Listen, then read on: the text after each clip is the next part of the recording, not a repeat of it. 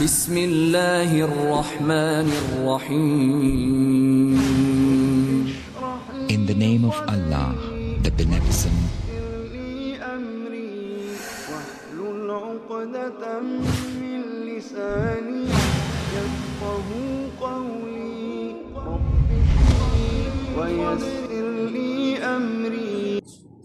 السلام عليكم ورحمة الله وبركاته. إن الحمد لله نحمده ونستعينه ونستغفره ونعوذ بالله من شرور أنفسنا ومن سيئات أعمالنا. من يهده الله فلا مضل له ومن يضلل فلا هادي له، وأشهد أن لا إله إلا الله وحده لا شريك له، وأشهد أن محمدا عبده ورسوله. أما بعد، فإن خير الحديث كتاب الله، وخير الهدي هدي محمد صلى الله عليه وسلم، وشر الأمور محدثاتها، وكل محدثة بدعة، وكل بدعة ضلالة، وكل ضلالة في النار. أعوذ بالله السميع العليم من الشيطان الرجيم. وقالوا لا تذرن آلهتكم ولا تذرن ودا ولا سواعا ولا يغوث ويعوق ونسرا. رب اشرح لي صدري ويسر لي أمري واحلل عقدة من لساني يفقهوا قولي. رب زدني علما، رب زدني علما، رب زدني علما. حمد و صلات کے بعد آج کے اس درس میں جو باب اس کتاب کا سامنے ہے، اس کا عنوان باب ما جاء فی المصورین. باب ما جاء فی المصورین، تصویر کھینچنے والوں کے بارے میں شریعت کا کیا حکم ہے.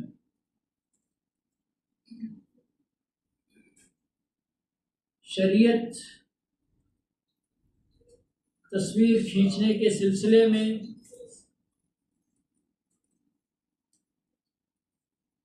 کس طرح کی تصویروں کے سلسلے میں کس طرح کی وعید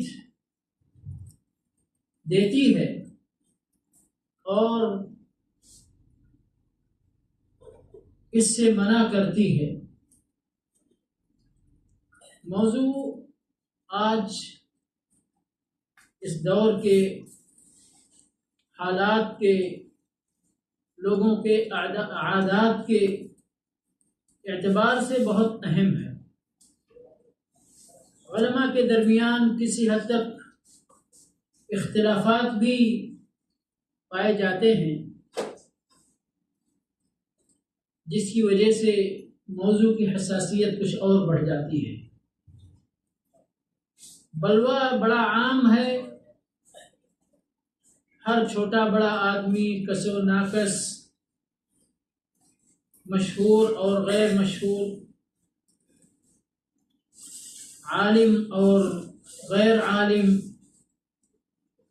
سب اس مسئلے سے متعلق ہیں. کوئی اس کے فروعات میں سے کسی فرع کو لے کر اس پر ناجائز اور جائز کا حکم لگاتا ہے. کوئی کسی فرع کو، کسی برانچ کو، کسی فرعی مسئلے کو لے کر اس کے جواز کا فتویٰ دیتا ہے یا عدم جواز کا فتویٰ دیتا ہے. بہرحال تصویر کے تعلق سے مسئلہ کافی اہم ہے، اور چونکہ ہم جس کتاب سے درس دے رہے ہیں وہ کتاب آپ سب کو معلوم ہے، کتاب التوحید، جس میں توحید کے تعلق سے باتیں بیان کی گئی ہیں. اب تصویر سے یا تصویر کے مسئلے سے اس کتاب کا کیا تعلق ہے، وہ بھی بیان کرنا ضروری ہے، کیونکہ مؤلف رحمہ اللہ نے اس کتاب کے اندر اس مسئلے کو ذکر کر کے بہت اہم مسئلہ امت کے سامنے رکھا ہے۔ بطور تنبیہ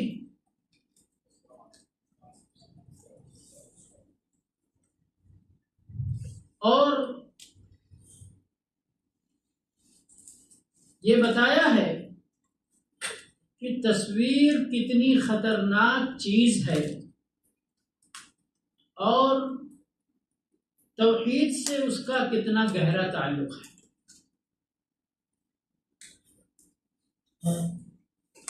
آپ سب کو معلوم ہے اور مختلف موضوعات پر تقریر کرتے ہوئے علماء کرام یہ بیان بھی کرتے ہیں کہ اس سرزمین پر شرک کا جو آغاز ہوا، شرک کی ابتدا ہوئی اللہ کے ساتھ، اس کی جڑ کہاں سے شروع ہوتی ہے؟ اس کی جڑ تصویر سے شروع ہوتی ہے، اور یہی اس باب سے اس مسئلے کا تعلق، اس کتاب سے اس باب کا اور اس مسئلے کا تعلق ہے۔ کتاب التوحید کے اندر اس باب کو بیان کرنے کا مؤلف رحمہ اللہ کا جو مقصد ہے وہ یہی کہ اگر ہم تصویر کے سلسلے میں بیدار مغز نہیں رہے تو یہ تصویر لوگوں کو شرک تک پہنچا دیتی ہے۔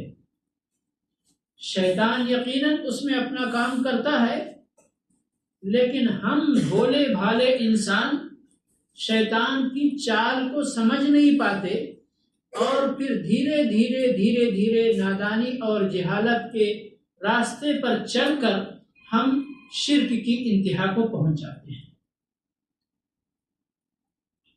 قوم نوح کے اندر شرک کی ابتدا اور شرک کا آغاز ہونے کا ذکر اس آیت کے ذریعے اللہ رب العالمین نے سورہ نوح کے اندر کیا ہے۔ نوح علیہ السلام نے جب اپنی قوم کے اندر دعوت دی تو ہر قوم کی طرح ان کی قوم نے بھی اپنے قوم والوں کو مخاطب کر کے کہا نوح علیہ السلام کی بات ماننے کی ضرورت نہیں ہے، ان کی طرف توجہ دینے کی ضرورت نہیں ہے، اپنے معبودوں کو مضبوطی کے ساتھ پکڑ کر رکھو، چھوڑنا نہیں ان کو، ورنہ تم اپنے باپ دادا کی راہ سے بھٹک جاؤ گے، گمراہ ہو جاؤ گے۔ چنانچہ انہوں نے آپس میں کہا وَلَا تَذَرُنَّ آلِهَتَكُمْ، اپنے معبودوں کو ہرگز چھوڑنا نہیں۔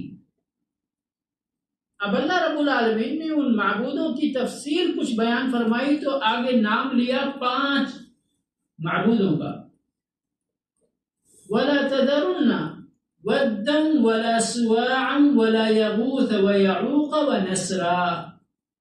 یہ سورہ نوح کی 23 نمبر کی آیت ہے۔ اپنے معبودوں کو چھوڑنا نہیں، ترک نہیں کرنا۔ وہ معبود کون ہے؟ 5 معبودوں کا جو ذکر کیا، ود، سوا، یغوث، یعوق، نسر۔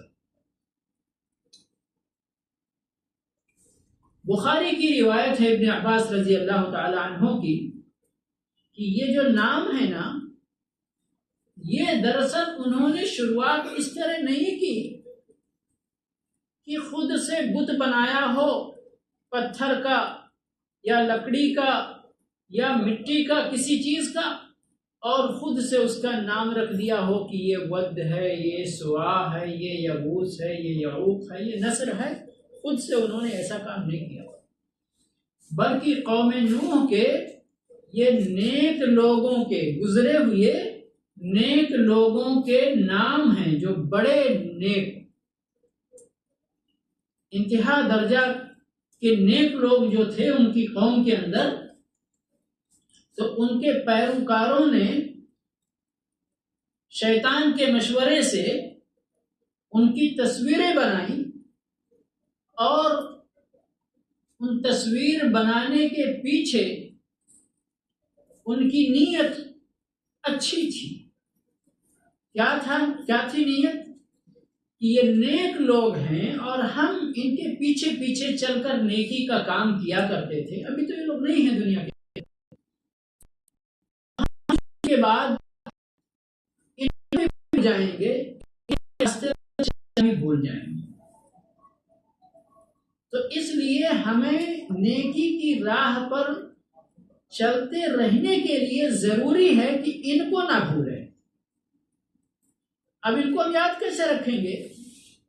یہ تو انسان کی میموری ہے کہ مرنے والے بندے کو کچھ دن تک یاد رکھتے ہیں، اس کے بعد دھیرے دھیرے دھیرے دھیرے وہ پیچھے چلا جاتا ہے، ہماری یادداشت سے اوجھل ہو جاتا ہے.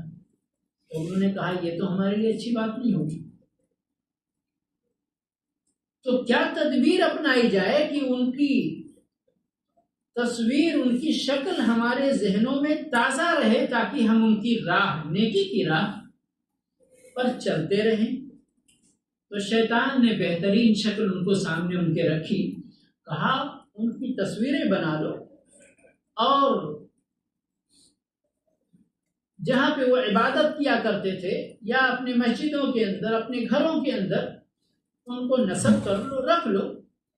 اب جہاں بھی تم رہو گے، جیسے ان کی تصویر تمہارے سامنے آئے گی تو ان کی نیکی تم کو یاد آئے گی، اور ان کی راہ پر، نیکی کی راہ پر چلنا بھی تم کو یاد آئے گا، تو تم اس پر چلو گے. بات اچھی ہے، اپنے آپ میں بات اچھی ہے. اسی لیے کہتے بہت سارے لوگ، ابھی یہ جو میلاد کا معاملہ گزرا ہے، بہت سارے لوگ کہتے ہیں ہم لوگ کوئی غلط کام تھوڑی کرتے ہیں بھائی، اب کوئی ہماری نیت غلط تھوڑی ہے، اپنے نبی سے محبت کا اظہار کرنے کا ایک ذریعہ ہے، وسیلہ ہے. آپ لوگ کیوں خام خواہ کے یہ چیختے چلاتے ہیں ہمارے سامنے؟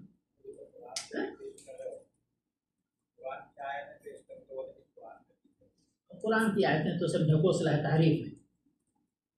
تحریف ہے، یاد رکھیں آپ، یا تعویل ہے، کم سے کم تعویل ہے. جی ہاں، تو وہ تو غلط بات ہے. میں نے پچھلے درس میں شیخ کے درس کے بعد میں نے بطور تبصرہ تھوڑی سی بات جو کی تھی کہ دیکھیے، اس بات کی ہمیں ضرورت بالکل نہیں ہے کہ ان کے کسی ایتھینٹک دلیل کا جواب دیں، کیوں کی دلیل ہے نہیں. کی بات جو ڈھکوسلے ہیں، جو بکواس ہے، جو سادہ لوح لوگوں کو بھٹکانے کے لیے ادھر ادھر کی باتیں ہیں، تو انہی باتوں کا جواب ہمیں دینا ہے، اور ان باتوں کا بھی جواب بہت واضح ہے. وہ سب غلط باتیں ہیں. بہرحال، تو یہاں جو میں عرض کر رہا تھا کہ باتیں ان کی بڑی اچھی ہیں، اور شیطان کا یہی طریقہ ہے. شیطان جب شروع کرواتا ہے کسی غلط کام کو، تو وہ ڈائریکٹ غلط، اس کام کی غلط تصویر نہیں لا کے سامنے رکھتا ہے، بلکہ 99% غلط کام کا 1% کا اگر کوئی پہلو بظاہر، یاد رکھیں، بظاہر کہ جس سے آدمی دھوکہ کھا سکتا ہے، تو وہ 99 کو فراموش کر کے، پیچھے کر کے، وہ 1% کو سامنے لا کر رکھتے کہ لوگ اس کو قبول کر لیں. اس لیے آپ کو ایک چیز میں اور بتا دوں، ہمیشہ گمراہی پیدا کرنے والی شخصیتیں، گمراہی پھیلانے والی شخصیتیں، جن کے پیچھے ہم عام طور پر بھاگ کر اپنے نبی کا راستہ چھوڑ دیتے ہیں صلی اللہ علیہ وسلم، اپنے صحابہ کرام کا، تابعین کا، تبع تابعین کا، ائمہ اعظام کا راستہ چھوڑ دیتے ہیں، ان سب کے اندر بھلائی کا پہلو بہت دکھائی دیتا ہے بظاہر، اور ہم انہیں بھلائی کے پیچھے، کیونکہ شیطان ان کے کردار میں سے یا ان کی صفات میں سے وہی پہلو ہمارے سامنے لا کر رکھتا ہے جس سے ہم قانع ہو جائیں کہ ہاں یہ تو بندہ تو اچھا ہے یار، دیکھو تقریر کرتا ہے تو کتاب و سنت کی بات ہی کرتا ہے، اور یہ مولوی لوگ خواہ کی اہل حدیث یا وہابی لوگ ان پر تنقید کرتے ہیں کہ یہ دیکھو اس سے بچو، ایسا کون سی بات اس کی ایسی ہے کہ اس سے بچا جائے. سمجھ گئے؟ دراصل جن باتوں سے بچنا چاہیے وہ باتیں آپ کو سمجھ میں آتی نہیں. اس کی جو ایک آیت ادھر سے پڑھتا ہے، ایک حدیث ادھر سے پڑھتا ہے، اور ایک آیت توڑ نوڑ کے بیچ میں 10 آیتوں کے بیچ میں، اس کو آپ کو پتہ ہی نہیں چلتا کہ کہاں سے وہ اپنا گیم کھیل گیا۔ وہ علماء ہی کا کام ہے، جو علماء غلطیاں پکڑ کر امت کے سامنے رکھتے ہیں، یہ انہی کا کام ہے، اس لیے ان کی باتیں میں سننی چاہیے۔ تو میرے کہنے کا مطلب یہ تھا کہ گمراہیاں اگر پہلے دن سے کھل کر کسی شخص کے تعلق سے، کسی مسلک اور مذہب، کسی تحریک اور تنظیم کے تعلق سے پہلے دن سے کھل کر سامنے آ جائیں تو کون ان کا ساتھ دے گا؟ کوئی دے گا ساتھ؟ اس لیے بہت سارے لوگ، چاہے وہ کسی تحریک کے بانی ہوں، تنظیم کے مؤسس ہوں، یا کسی یعنی ایسی اپنی انفرادی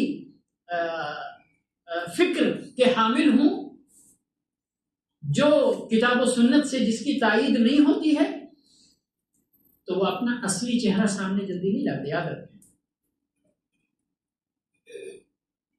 برا مت مانیے گا، ہمارے بہت سارے بھائی ہوں گے جو تبلیغی جماعت کے حامی ہوں گے، ہو سکتا ہے چلے میں بھی گئے ہوں، ہو سکتا ہے تو جو لوگ 1 بار 2 بار چلے میں گئے ہوں گے، یا 3 دن کے یا 1 ہفتے کے سفر پہ گئے ہوں گے، وہ کبھی بھی تبلیغی جماعت کی برائی سننا گوارا نہیں کریں گے۔ کیوں؟ اس لیے کہ آپ پہلی بار جائیں گے تو ان کا کوئی بھی غلط کام شاید آپ کے سامنے نہیں آ سکے، کیونکہ ان کے یہاں کیٹیگریاں ہیں، جو پہلی بار جاتے، دوسری بار جاتے، تیسری بار جاتے، چوتھی بار، جو ان میں سے جس کے بارے میں یقین ہو گیا کہ اب یہ ان میں سے ہو گیا ہے، اس کے سامنے کچھ باتیں، تھوڑی باتیں آتی ہیں تو وہ ارے بھائی ان کے اندر تو اتنی خوبی ہے، کوئی بات نہیں، یہ خامی بھی چلے گی، مشکل نہیں ہے۔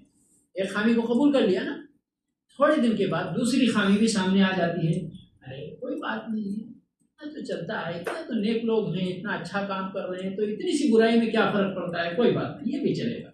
اور ایسے کر کے ایک چیزیں قبول کرتے جاتے، یہاں تک کہ دل پر زنگ لگ جاتا، تو ان کی کوئی بھی برائی نہیں لگتی، بلکہ خوبی بن کر آپ کے من میں اس کو بیٹھ جاتی ہے۔ اور پھر یہ پوری تاریخ اٹھا کر دیکھیں آپ، گمراہ فرقوں کا، گمراہ تحریکوں کا، گمراہ تنظیموں کا، گمراہ افکار کے حاملین کا، بدعقیدہ جو لوگ ابھی اسماء اور صفات اور ان کے جو مسائل بیان ہو چکے ہیں تقدیر کے سلسلے میں، گمراہ کن فرقے جو ہیں یا گم کردہ راہ جو ہیں، وہ آپ ایسے ہی ان کو دیکھیں گے تو بہت سارے صوفیوں کو دیکھ لیجئے، صوفیاء کرام جن کو کہا جاتا ہے، ان کا ظاہری چہرہ آپ دیکھیں گے تو کہیں گے یہی تو ہمارے اچھے مسلمانوں کے نمونے ہیں، کتنے خشوع، کتنے خضوع، اور کیا کیا ان کی خوبیاں ہیں۔ لیکن جب وہی نمازی جو 5 وقتہ نمازی رہا کرتا تھا، جب وہ ایک اسٹیج پر پہنچ جاتا ہے، جب کہتا ہے اب ہمیں نماز کی بھی ضرورت نہیں، رسول اللہ صلی اللہ علیہ وسلم مرتے دم تک الصلاۃ فرما کے گئے، نماز پڑھ کے گئے، پڑھا کے گئے، تو نبی سے بھی آگے چلنے کے بعد وہ ولایت کا درجہ یا تصوف کا درجہ جب ان کو حاصل ہو جاتا ہے تو کہتے ہیں اب یہ اللہ ان میں ہو گیا، یہ اللہ میں ہو گیا، اب اللہ اور بندے میں جب کوئی فرق ہی نہیں رہ گیا تو پھر اللہ کو عبادت کی ضرورت کیا ہے؟ تو یہ تو اللہ کا ایک جز مظہر ہو گیا، تو اس کو عبادت کی کیا ضرورت ہے؟ اور طرح طرح کے ڈھکوسلے، میں اس میں نہیں جاؤں گا، نہیں تو درس ہمارا رہ جائے گا۔ تو بات یہاں سے شروع ہوئی تھی کہ انہوں نے اپنے ان بزرگوں کی تصویر بنانے کے لیے دل کے اندر جو اپنے نیت جو سوچی تھی، ان کا قصد جو تھا، وہ اس وقت کے اعتبار سے بظاہر قصد برا نہیں تھا، لیکن اس کا انجام برا ہونا تھا۔ اس لیے اللہ رب العالمین نے اپنے اس دین کے اندر آخری رسول صلی اللہ علیہ وسلم کے ذریعے اس جڑ کی، اس وسیلے کی جڑ کو کاٹ دیا ہے۔ انجام دیکھا جا چکا ہے، تصویر بنایا انہوں نے، کہ ان کو دیکھ کر نیک بنیں گے، دھیرے دھیرے کچھ دن وہ لوگ چلے گئے، شیطان بھی ہوشیار ہے نا، وہ لوگ چلے گئے جنہوں نے اس قصد سے بنایا تھا، وہ لوگ چلے گئے، ان کی اولاد آئی، تو بے دینی تو انسان کے خوگر میں ہے، کچھ دن کے بعد اولاد اور جاہل بھی ہو گئی اور بے دین بھی ہو گئی۔ شیطان نے کہا ارے تم اپنے ان بزرگوں کو بھول گئے، تمہارے آباء و اجداد ان کی عبادت کیا کرتے تھے، ان سے خیر مانگا کرتے تھے، ان سے نقصانات اور شر سے پناہ مانگا کرتے تھے، ارے ایسے کیسے؟ وہ تو نفع اور نقصان کا مالک تو اللہ ہے۔ کہا بھائی تم لوگ کیسے سوچتے ہو؟ اگر یہ عبادت نہ کرتے ان کی، تو عبادت خانوں میں ان کی جگہ کیا تھی؟ عبادت خانوں میں ان کی ضرورت کیا تھی؟ عبادت خانوں میں انہیں رکھا ہی تھا بزرگوں نے تمہارے کہ ان کی عبادت کیا کریں۔ بات معقول ہے کہ نہیں شیطان کی یہاں پر؟ اولاد کے سمجھ میں آ گئی کہ ہاں ہو سکتا ہے، مسجد پہ رکھنے کا، عبادت گاہ میں رکھنے کا مطلب کیا ہے؟ یہ تو عبادت ہی کی جگہ ہے۔ تو کہا ٹھیک ہے کوئی بات نہیں، بات تمہاری صحیح ہے، اعلیٰ حضرت کی بات صحیح ہے۔ اور پھر کام شروع ہو گیا۔ تو زمین میں، اس روئے زمین میں شرک پہلی بار، اس کا وسیلہ کیا ہے؟ تصویر۔ پھر وہی عربوں نے بھی اٹھا کے ان کی نقالی شروع کر دی، اور یہ 5 جو نام ہے نا، وہ باقاعدہ انہی ناموں کے ساتھ پھر عربوں کے اندر بھی سرایت کر گئے۔ تو دراصل وہ شخصیتیں تو گئی، اللہ کو پیاری ہو گئی، ان کے نام پر جس نے چاہا پتھر سے بنایا، جس نے چاہا مٹی سے بنایا، جس نے چاہا لکڑی سے بنایا، اور بنا بنا کر کے نام رکھ دیا اور کام شروع ہو گیا۔ ابراہیم علیہ السلام کے قوم کے اندر کیا ہوتا تھا؟ ابراہیم علیہ السلام کی بات اور ذرا مزے کی ہے کہ جس گھر میں ابراہیم علیہ السلام پیدا ہوئے تھے، اس گھر میں 3 کام بتوں کے تعلق سے ہوتا تھا۔ کیا 3 کام ہوتا تھا؟ بت گری، بت فروشی، بت پرستی۔ 3 کام اکٹھا، بناتے بھی خود تھے، تجارت بھی کرتے تھے، اس کی بیچتے بھی تھے اور پوچھتے بھی تھے۔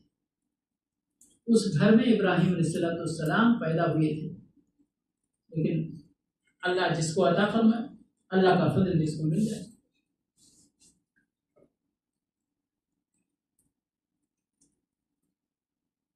براءت کا اظہار کیا، اپنی حنیفیت کا اظہار کیا، اور اللہ کی راہ پر چل نکلے۔ اسی طرح سے اور بہت ساری قوموں کے اندر، بنی اسرائیل کا بھی یہی طریقہ تھا، بنی اسرائیل کا بھی یہی طریقہ تھا۔ کفار مکہ کہنے کی ضرورت نہیں، 360 بت پوچھتے ہی تھے۔ تو بہرحال ان کی جو بنیاد یا جو نقطۂ آغاز ہے شرک کا، وہ انہی تصویروں کے ذریعے ہے۔ تو اب یہ بات سمجھانے کی ضرورت نہیں کہ اس باب کو اس کتاب میں کیوں رکھا گیا، اسی لیے رکھا گیا کہ تنبیہ کی جائے کہ بھائی تصویر سے بچ کر رہنا ہے، ورنہ یہ تصویر ہو سکتا ہے آج نہیں، کل نہیں، پرسوں نہیں، 1 سال بعد، 1 صدی بعد تم یا تمہاری کسی اولاد کو شرک میں مبتلا کر دے۔ اس لیے اگر شرک سے بچنا چاہتے ہو تو تصویروں سے بچنا لازمی ہے۔ حکم کیا ہے شریعت کا؟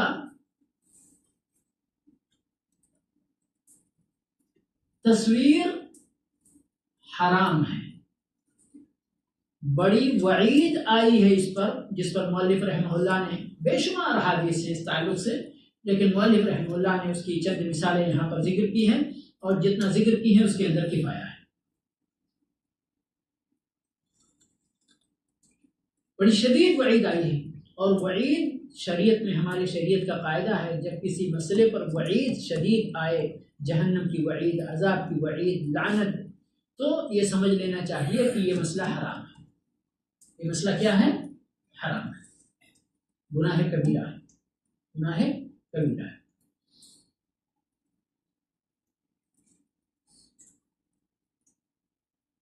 میرے دانتوں میں درد ہے، اس لیے ذرا آپ لوگ صبر سے سکون سے تھوڑا.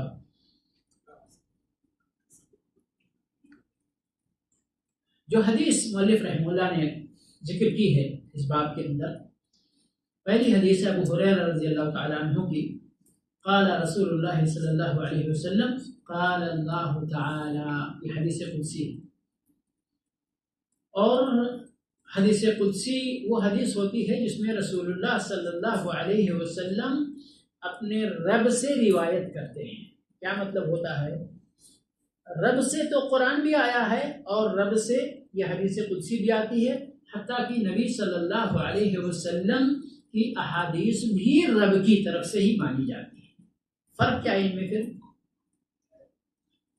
قرآن یہ اللہ تبارک و تعالی کا کلام ہے، یہ کلمات رب العالمین کے ہیں،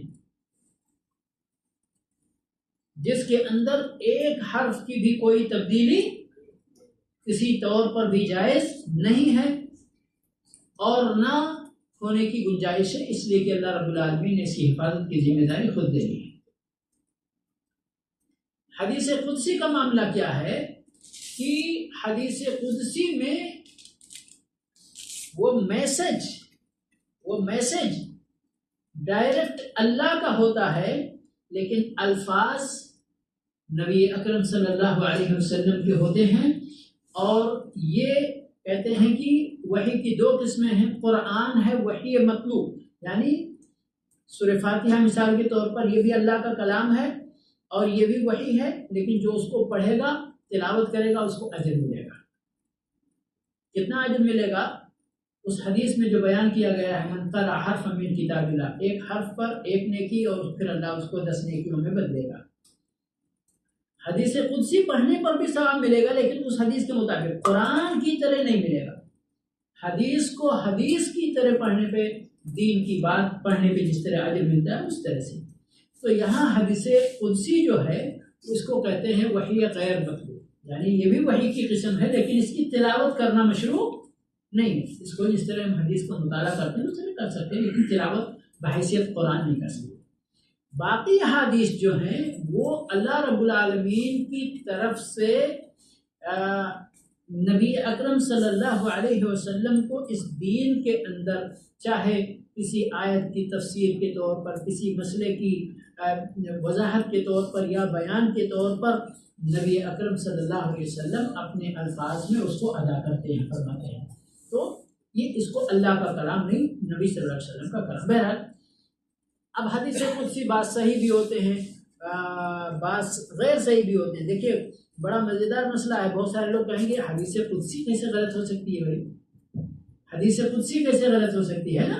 حدیث قدسی تو دراصل اس بات کو ہمارے بھائیوں کو سمجھنا چاہیے کہ حدیث کیا ہے اور حدیث صحیح اور غلط کب ہوتی ہے یا ضعیف اور موضوع کب ہوتی ہے. دراصل حدیثیں اس کی نسبت کے اعتبار سے صحیح اور ضعیف ہوتی ہیں. یعنی حدیث کی نسبت اگر نبی صلی اللہ علیہ وسلم کی طرف صحیح ہے تو صحیح حدیث ہے، نسبت اگر غلط ہو گئی تو وہ غلط حدیث ہے. سمجھے نا؟ بس یہی فرق ہے. تو ہم جب کسی حدیث کے بارے میں بولتے کہ یہ حدیث ضعیف ہے تو اس حدیث کے متن پر اتنا ہمارا حکم نہیں ہوتا جتنا حکم اس کی سند پر ہوتا. اب اس کی سند کے اعتبار سے پھر اس کی متن کا حکم آ جاتا ہے اس پر. کہ حدیث یہ گڑھ کر اور نبی صلی اللہ علیہ وسلم کی طرف اس کی نسبت کر دی گئی تو اس کو کیا بولتے ہیں؟ حدیث موضوع. یعنی کہ یہ نبی صلی اللہ علیہ وسلم کی زبان مبارک سے نکلی ہوئی حدیث نہیں ہے، لیکن لوگوں نے اس کو حدیث بنا کہہ کے گڑھ کے اور کہا ہاں یہ نبی صلی اللہ علیہ وسلم کی حدیث ہے. تو یہی تو علماء پرانے جو بیچارے محنت کر کے گئے، یہی تو ان کا یعنی ان کی جد و جہد کا ثمرہ آج ہم الحمدللہ حاصل کر رہے ہیں کہ انہوں نے کھنگارا اس حدیث کو نبی صلی اللہ علیہ وسلم کی طرف نسبت کی گئی اور صحیح ہے، وہ اس حدیث کی نسبت صحیح نہیں ہے. کون سی حدیث، یعنی لمبا چوڑا اس کے اندر مسئلہ ہے. تو بہرحال لیکن یہ حدیث قدسی جو ہے یہ صحیح بخاری اور مسلم کے اندر مروی حدیث قدسی ہے، اس لیے اس کے اندر کوئی مسئلہ نہیں، یہ حدیث بالکل صحیح ہے. کیا ہے؟ اللہ تبارک و تعالیٰ فرماتے ہیں اس حدیث کے اندر وَمَنْ أَظْلَمُ مِمَّنْ ذَهَبَ يَخْلُقُ كَخَلْقِي، اس شخص سے زیادہ ظالم کون ہے جو جا کر کے میری طرح کچھ بنانا چاہتا ہے، کچھ تخلیق کرنا چاہتا ہے. اور یہاں پہ یہ سوال ہے نا، دراصل یہ سوال کرنے کے لیے نہیں ہے، بلکہ اس کو کہتے ہیں استفہام انکاری، یعنی اس بندے سے زیادہ ظالم کوئی نہیں ہے جس بندے کا یہ کام، تصویر بنانے کا کام، وہ بڑا ظالم بندہ ہے، اس بندے سے زیادہ ظالم کوئی بندہ نہیں ہے. فَلْيَخْلُقُوا ذَرَّةً أَوْ لِيَخْلُقُوا حَبَّةً أَوْ لِيَخْلُقُوا شَعِيرًا. اگر کوئی تصویر تو بنانا آسان ہے نا، اس لیے لوگ اس کام کو کرنا چاہتے ہیں اور کر لیتے ہیں، لیکن اگر اپنی طاقت آزمانا ہے کسی کو تو ذرا ایک ذرہ بنا کر دیکھے، ایک گیہوں کا دانہ یا چاول کا دانہ بنا کر دیکھے، یا ایک جو کا دانہ بنا کر دیکھے. کوئی بنا سکتا ہے؟ آپ کو دیکھنے میں بازار میں بہت ساری چیزیں ان سے ملتی جلتی مل جائیں گی، ہے نا؟ ٹھیک ہے، اگر ملتی جلتی مل جائیں گی تو اس کو مٹی میں ڈال کر دیکھو، اس کا کام کیا ہے. گیہوں کا دانہ آپ مٹی میں ڈالیں گے تو پودا اگے گا، ہے نا؟ لیکن جو مشینوں میں بنی ہوئی کوئی چیز اس کی طرح گیہوں کی طرح آپ کے سامنے لا کر رکھے تو اس سے پودا اگے گا؟ نہیں اگے گا.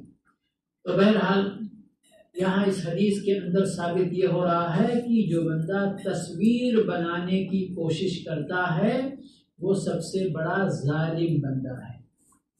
اگر اللہ کسی بندے کے بارے میں ظالم بولے تو یاد رکھنا چاہیے کہ وہ بہت بڑا گنہگار بندہ ہے، کیونکہ شریعت کے اصطلاح میں ظلم جو ہے وہ بڑے گناہ کے لیے ہے نا.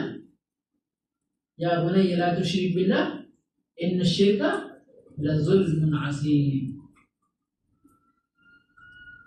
دوسری حدیث وہ بھی صحیح بخاری مسلم کی ہے، عائشہ رضی اللہ تعالی عنہا کی ہے کہ رسول اللہ صلی اللہ علیہ وسلم نے فرمایا اشد الناس عذابا یوم القیامہ، قیامت کے دن شدید سب سے سخت عذاب پانے والا بندہ وہ ہوگا، وہ لوگ ہوں گے الذین یضاہرون بخلق اللہ، جو اللہ کی مخلوقات کی طرح تخلیق کر کے اللہ سے مشابہت اختیار کرنے کی کوشش کرتے ہیں. آج تو یہ فن مانا جاتا ہے نا، آرٹ، کون بہترین تصویر کشی کر لیتا ہے. ٹھیک ہے، فن بحیثیت فن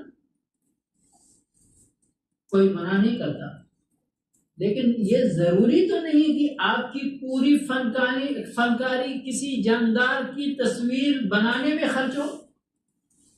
آپ سمندر کی تصویر بھی بنا سکتے، پہاڑ کی تصویر بھی بنا سکتے، جنگلات کی تصویر بھی بنا سکتے، جنگل میں بہتی ہوئی دریا کی تصویر بنا سکتے. مناظر تو اس دنیا میں قدرت کے بہت ہیں، آپ اپنی فنکاری دکھاؤ جتنا دکھا سکتے ہو.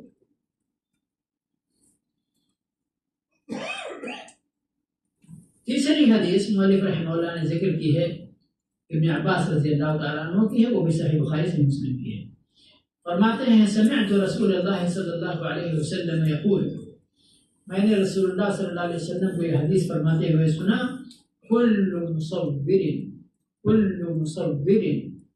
فی النار، کل مصور فی النار، ہر تصویر بنانے والا شخص جہنم کے اندر ہوگا. یجعل له بكل صورت صورها، ہر اس تصویر کے اندر جو اس نے بنایا ہوگا ایک وہی شخصیت، وہی یعنی گویا کہ اس کی تصویر کے اندر جان پھونک دی جائے گی اور وہی اس کو عذاب دے گا۔ مثال کے طور پر اگر کسی نے شیر کی تصویر بنا لی ہے تو اللہ اس دن کیا کرے گا، اس کو حقیقی شیر بنا دے گا اور کہے گا اب اس کو عذاب دو۔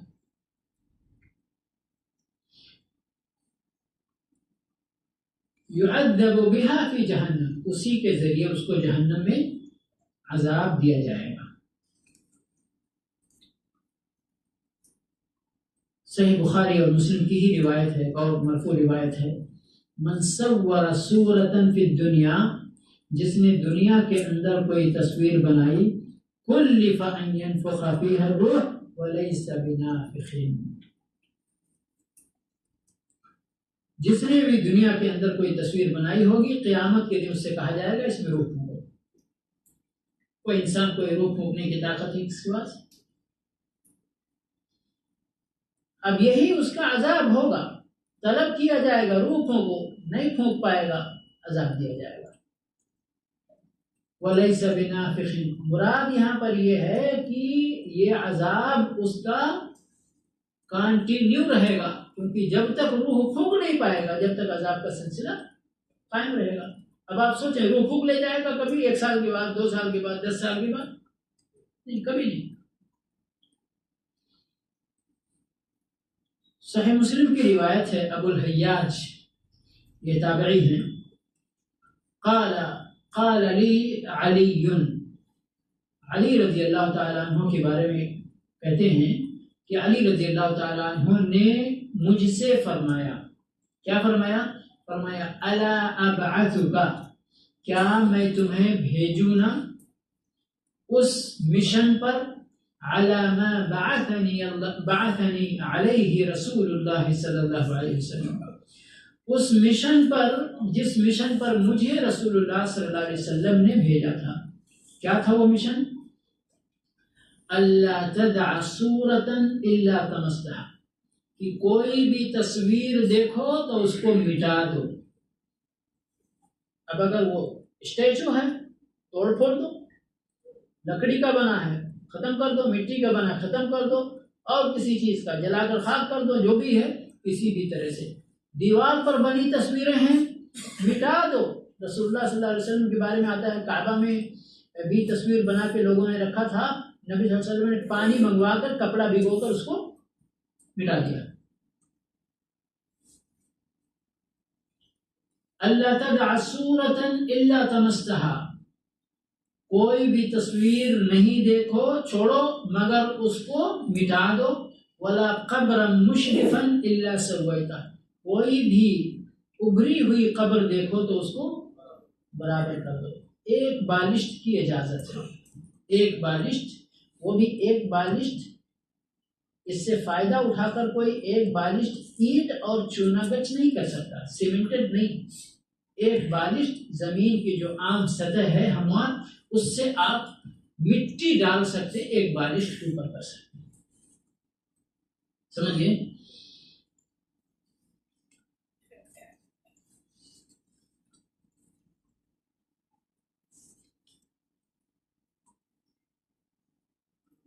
مؤلف رحمہ اللہ نے جو احادیث ذکر کی تھی وہ ختم ہوئی۔ اب میں نے آج کے اس درس کو خطرناک اور اہم کیوں کہا تھا کہ آج تصویروں کا مسئلہ بڑا پیچیدہ بن چکا ہے۔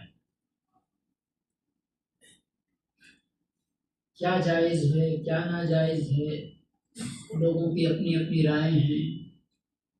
حتیٰ کہ مجھے لگتا ہے بعض لوگ ہمارے درس میں نہیں آتے شاید اس وجہ سے کہ یہاں تصویر کھینچی جاتی ہے۔ تو نمبر 1، جو تصویریں اسٹیچو کی شکل میں، اب چاہے وہ کسی انسان کی ہو چاہے کسی جانور کی ہو، اہم چیز ہے کہ وہ کسی ذی روح کی ہو، ایسی ذات کی ہو جس کے اندر روح ہوتی ہے۔ چڑیا ہے، چرند پرند درند اور انسان اور حیوان سب شامل ہیں اس کے اندر، ٹھیک ہے۔ ذی روح کی تصویر بنانا جس سے آگے چل کر شرک کا خطرہ ہو۔ آپ کہیں گے یہاں پر ایک مسئلہ آتا ہے نا کہ ہاں آپ نے جو بتایا کہ وہ بڑے بزرگوں کا تو لوگ ان کی عبادت کرنے لگے تھے، لیکن جانوروں کا کیا مسئلہ ہے؟ تو کیا جانوروں کو چھوڑا ہے کیا لوگوں نے؟ آج کی بات چھوڑیے، موسیٰ علیہ السلام کے قوم میں بچڑے کی پوجا نہیں ہوئی تھی نا، تو پھر بات گھوم کر آ گئی نا۔ تو اس طرح کی کوئی بھی چیز جائز نہیں ہے۔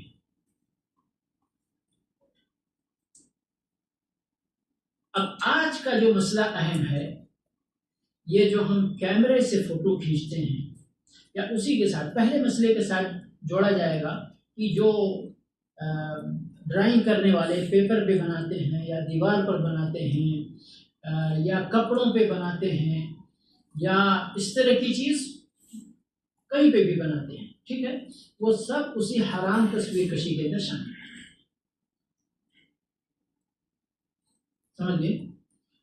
صرف اور صرف اگر ایسی جگہ تصویر ہے، یعنی دو صورت میں تصویر وہ جن کی بات ہم نے کی ہے ذی روح کی، دو صورت میں جائز ہے۔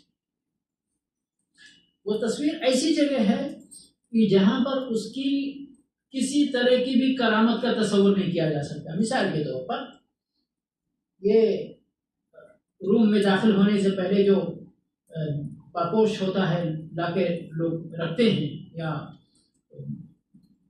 چھوٹا سا کارپیٹ کا ٹکڑا جس پہ جوتا رکھتے ہیں، اب اگر وہاں پر کسی چڑیا کی تصویر بنی ہوئی ہے مثال کے طور پر، کوئی حرج کی بات نہیں ہے،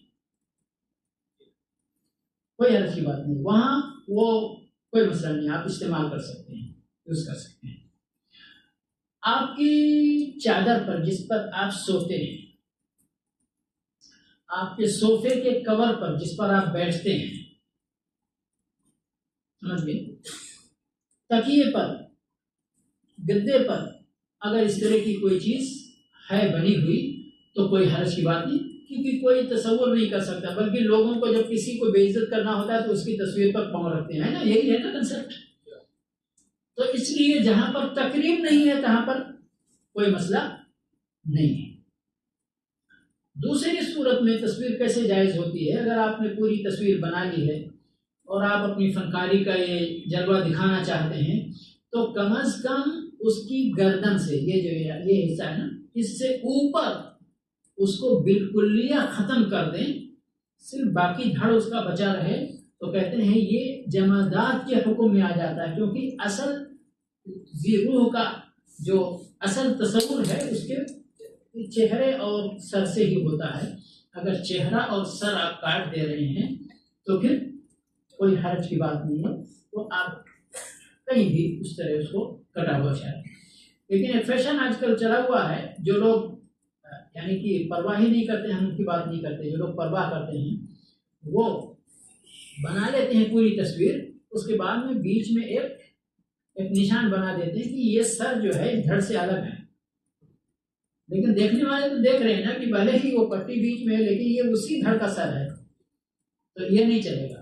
اگر آپ کو اس کو جائز بنانا ہے تو سر کو پورے کے پورے کو مٹا دیں، کاٹ دینا، تو کوئی بات نہیں، حرج نہیں۔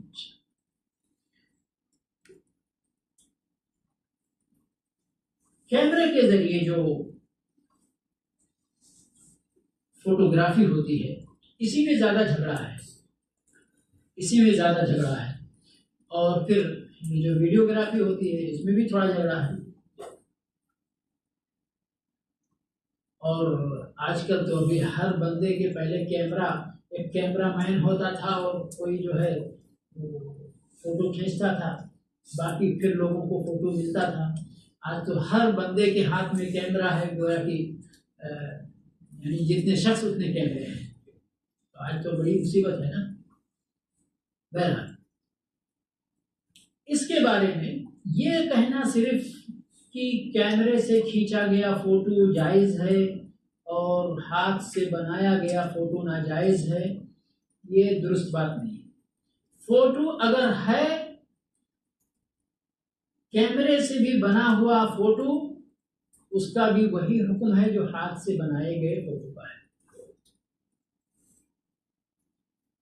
آپ نے فوٹو کیمرے سے کھینچا یا اپنے موبائل سے کھینچا، جب تک وہ کیمرے میں ہے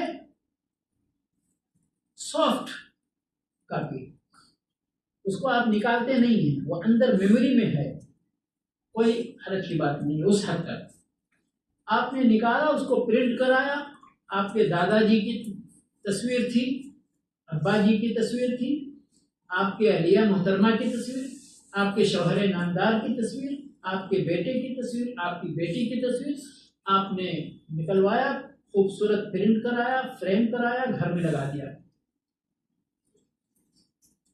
سمجھ رہے ہیں؟ ناجائز ہے یہ فوٹو. اگر آپ کے گھر میں ہے تو فرشتہ داخل نہیں ہوگا. سمجھ گئے؟ تو اس میں یہ فرق کرنا یا دماغ میں یہ شوشہ بٹھانا کہ یہ تو کیمرے کا ہے اور یہ صرف عکس ہے اور ایسا ہے اور ویسا ہے.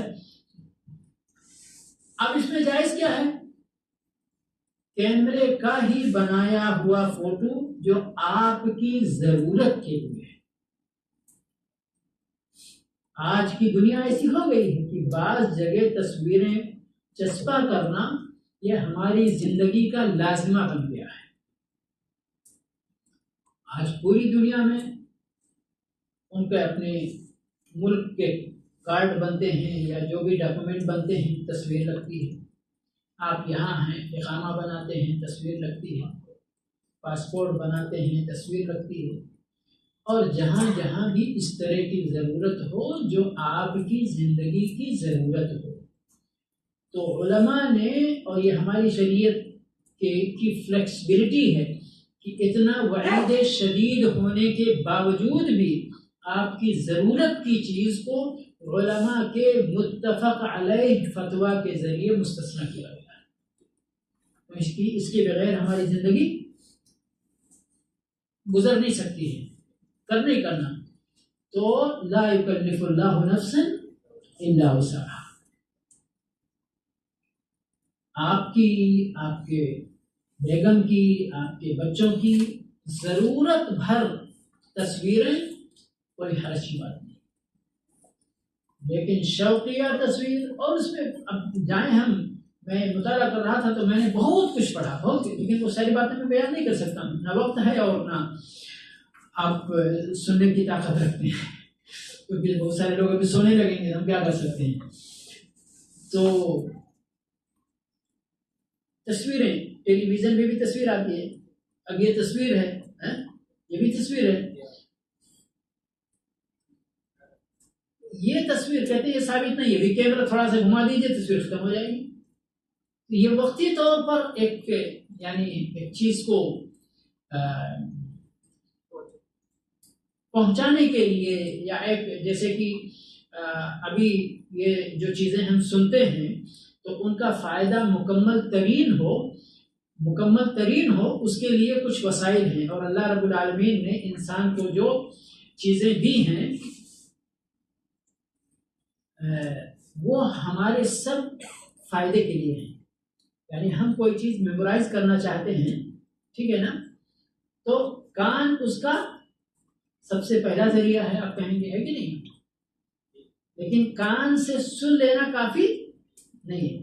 اگر آپ اس سے زیادہ اچھی طرح چاہتے ہیں دماغ میں بات بیٹھ جائے تو تصویر کے ساتھ، یعنی اگر میں یہاں گفتگو آپ کے سامنے نہیں، صرف میری آواز آتی آپ کو، تو یقین مانے بہت سارے لوگ جو بھی جاگ رہے ہیں وہ بھی سو گئے ہوتے ہیں. یہ حقیقت ہے، ٹھیک ہے. پھر اسکول کے بچوں کو دیکھتے ہیں آپ، جب وہ پڑھتے ہیں تو رٹتے ہیں نا، بی جی بیگ میں جھولا، رٹتے نہیں. اس کا کیا فائدہ ہے؟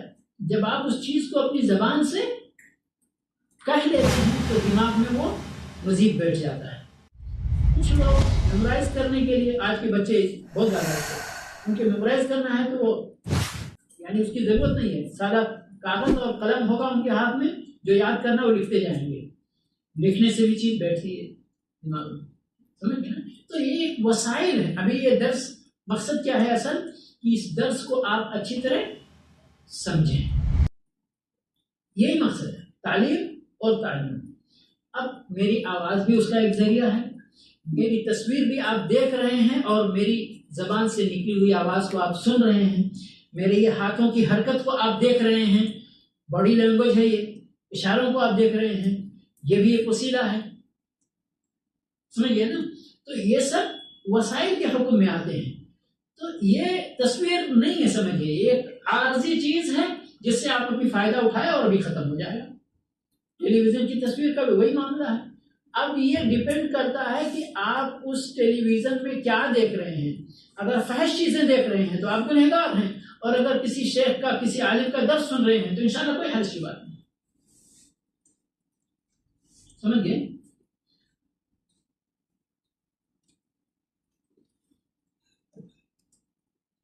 یہ ویڈیوگرافی کا مسئلہ جو ہے، میں بھی اس میں بہت حیران تھا کہ میں بھی مولوی ہوں، میں ذاتی طور پر میں اسی موقف کا قائل ہوں کتاب و سنت کی دلائل کی روشنی میں کہ غیر ضروری تصویر کشی حرام ہے، نہیں کرنا چاہیے، بالکل بھی نہیں کرنا چاہیے. اب میں یہ سوچ رہا تھا کہ میں لوگوں کو درس دیتا ہوں کہ بھائی یار، لوگوں کو سمجھاتا ہوں کہ فوٹو مت بناؤ، فوٹو مت بناؤ، فوٹو بنانے والے کو قیامت کے دن عذاب ہوگا. میں خود بیٹھ کے 1 گھنٹے کا فوٹو بنواتا ہوں. کیا ہونے والا ہے؟ اس کے لیے بھی میں تلاش کر رہا تھا کہ کچھ معقول سی بات ملے جس سے میں بھی سمجھوں کہ میں کوئی گناہ کا کام نہیں کر رہا ہوں، دل کا اضطراب ختم ہو، اطمینان اس کی جگہ ہے. شیخ ابن باز رحمۃ اللہ علیہ کا ایک 1.5 منٹ کا یا تقریباً 2 منٹ سے کم کا ایک ویڈیو کلپ میرے سامنے آئی، جس میں شیخ بھی تصویر کشی کے شدید خلاف تھے. ان کی تصویریں نہیں ملتی زیادہ، لیکن آخر میں شیخ نے یہ درس، دروس اور محاضرات، دینی محاضرات کے سلسلے میں جواز کا جو فتویٰ دیا اس ویڈیو کے اندر ہے، میں نے اس کو اپنے واٹس ایپ میں شیئر کر لیا ہے.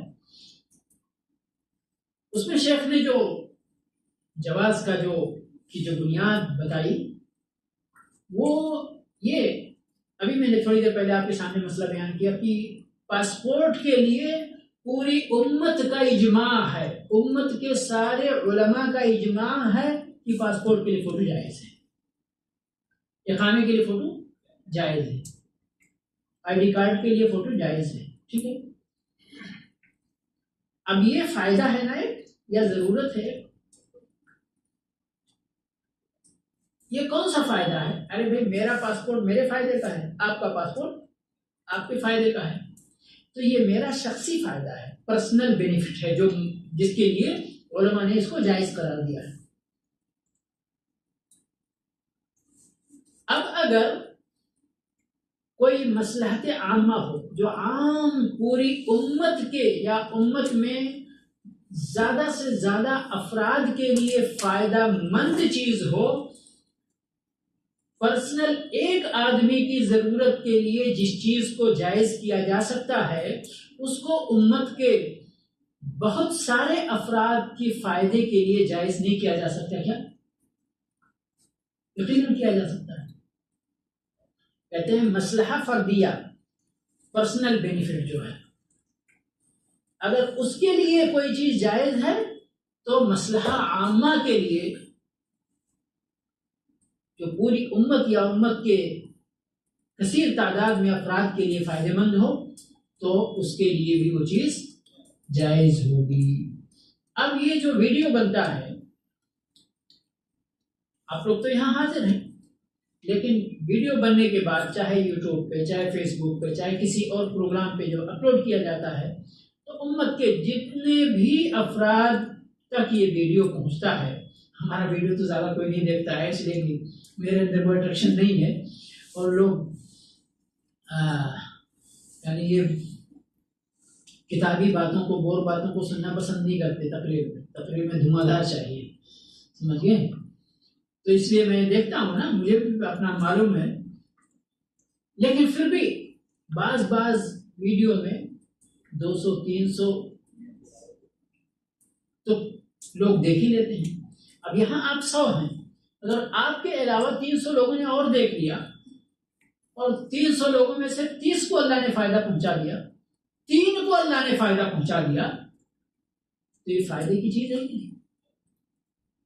تو اس فائدے کو سامنے رکھتے ہوئے شیخ ابن باز رحمہ اللہ کا فتویٰ کہ دینی محاضرات کی ویڈیوگرافی کرنے میں انشاءاللہ کوئی حرج نہیں ہوگا۔ تو اب تصویر کے معاملے میں عمومی طور پر خلاصہ سمجھ لیں کہ جو تصویریں جاندار کی تصویریں ہیں اور جن سے فتنے کا پورا خطرہ ہے تعظیم کے لیے اور اس کے لیے جو رکھتے ہیں، تو وہ تو ناجائز ہے۔ جو لوگ شوقیہ رکھتے ہیں تو وہ بھی ناجائز ہیں۔ جس گھر میں فوٹو رکھا جاتا ہے اس گھر میں فرشتہ داخل نہیں ہوتا ہے، اس لیے وہ ساری کی ساری چیز ایک ہی کیٹیگری کی چیز ہیں۔ صرف ضرورت والے فوٹو کی گنجائش ہے، اور انہیں ضرورتوں والی فوٹو میں سے یہ ویڈیوگرافی۔ اب یہاں اگر کبھی 1-2 فوٹو لیا جاتا ہے ادارے میں پیش کرنے کے لیے، ادارے میں وہ بھی ایک ضرورت آج کل مانی جاتی ہے، اس کو بولتے ہیں توثیق مطلب یہاں یہ ہو رہا ہے، جو لوگ ڈونیٹ کرتے ہیں یا مان لیجیے جو لوگ ذمہ داران ہیں وہ تو یہاں ہمیشہ حاضر نہیں رہتے ہیں، تو کبھی ان کو یہ خواہش ہوتی ہے کہ بھئی ہماری ماتحتی میں کیا کام ہو رہا ہے، ذرا ایک پکچر ہم کو بنا کے دے دو، یہاں یہ شیخ محبوب بیٹھ کے درس دے رہے اور اتنے لوگ درس سن رہے ہیں، اس میں بھی اتنے چہرے اور اتنے وہ یعنی کسی ایک کا کوئی مسئلہ اس میں نہیں ہوتا، وہ صرف ایک منظر دیکھا جاتا ہے کہ بھئی ہاں یہاں پر درس ہو رہا ہے، تو انشاءاللہ اس میں بھی کوئی حرج نہیں ہونا چاہیے، لیکن بلا ضرورت لوگ جب کھینچنا شروع کر دیتے ہیں کھینچے نہیں جاتے ہیں، تو بہرحال اس سے پرہیز کرنا چاہیے۔ اللہ رب العالمین سے دعا ہے کہ پروردگار ہمیں اپنے دین کے مسائل کو کما حق سمجھنے کی توفیق عطا فرمائے اور اس پر عمل کرنے کی توفیق بخشے۔ وآخر دعوانا الحمد للہ رب العالمین وصلی اللہ علیہ محمد وعلی آلہ وصحبہ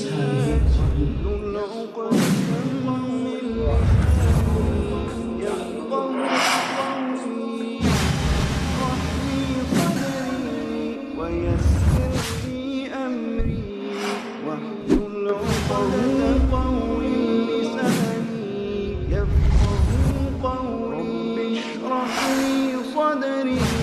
ويسر لي أمري واحلل عقدة من لساني يفقه قولي رب اشرح لي صدري ويسر لي أمري واحلل عقدة من لساني يفقه قولي رب اشرح لي صدري ويسر لي